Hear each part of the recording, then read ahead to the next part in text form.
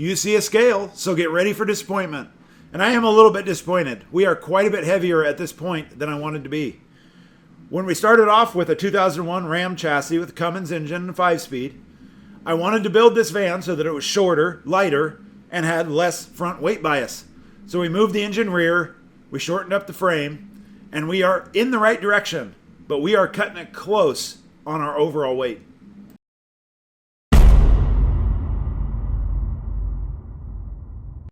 I think it's fairly safe to say that most of us recognize that guy. That's Gale Banks, and this is an old video that he did where he made a square added capacity rear diff cover out of clear plexiglass so you can watch what's happening on the inside. And then he made a proper one where it wraps the ring gear and doesn't have the square edges.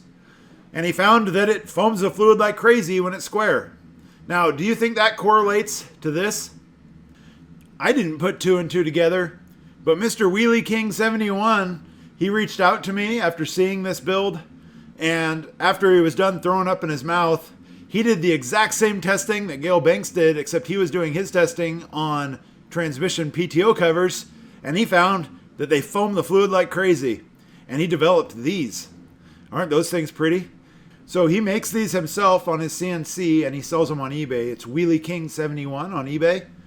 It's the only product he has on eBay right now, and he did a lot of research in developing these, and they are very nice. There are a few other companies that started building these PTO covers. They should fit pretty much any transmission with a PTO, but these have the most heat sink of all of them, and I believe these are probably quite a bit better. They're made of a solid chunk of aluminum, CNC machined out.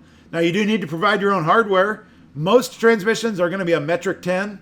In my situation, this NV4500 is actually a 3/8/16, and I believe a 205 transfer case PTO cover would be a 3/8/16. I could be wrong on that, but just double check what you have before you install it. You do need to provide your own plugs for the holes, which are a 3/8 pipe plug, or the adapter for a temp sender if you're going to do that. But the cover there is a 3/8 pipe plug. Now, one thing these extension housings are good at is catching debris, so it gives you a chance to make sure that your transmission's not spitting out a bunch of stuff it's supposed to, assuming you don't drop it in your transmission into your drain pan like I did. So we'll be a little bit more careful on the other side so we can give a look. I don't suspect this transmission has anything wrong with it. However, this transmission did the exact same thing that the first transmission I put these extension housings on, and that's get stiff after you drive it for a while to shift. And I think that's the foaming fluid. So this is synchro mesh. It acts like you have the wrong fluid in it once the transmission's been run for a while. Then once it cools down and you start over, all of a sudden it shifts good again until you run it for a while. These covers came on this transmission. This truck was a running and driving truck that was upgraded in all the ways I wanted it to be. So it was a good value for me to use this as a chassis for this truck. But I actually used the truck for about a year until I got around to doing this build. And I did find that. So I was planning on taking those extension housings off, since that's the second time that's happened when I've had those extension covers on. But I didn't put two and two together that was foam doing that. I was thinking it was like overly filled with fluid and it was creating like a hydraulicking issue, since that's kind of what it feels like. But that's also what it feels like when you put the wrong fluid in an NV4500 or anything with synchro mesh. They get real stiff to shift. Sometimes you can't shift them at all, especially at low speeds.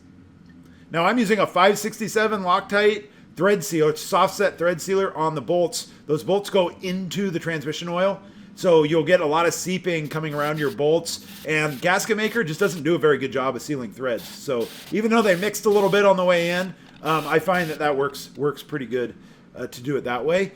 Another option, if you are really if you're building a show rig or something, is to get a bonded seal washer like this. This is what would be on a drain pan.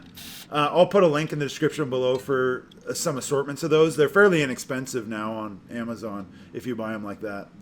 So these things look absolutely fantastic. The heat sink, the air to surface area, which is what your heat sink is, that is fantastic. So these are going to be great, a great add-on to this transmission, and I'm very interested to see if that stiff to shift after I drive it for a while goes away. So now I'm more anxious to get this van done and running down the road, but we got quite a bit of work to do, so that's going to be a little bit off yet.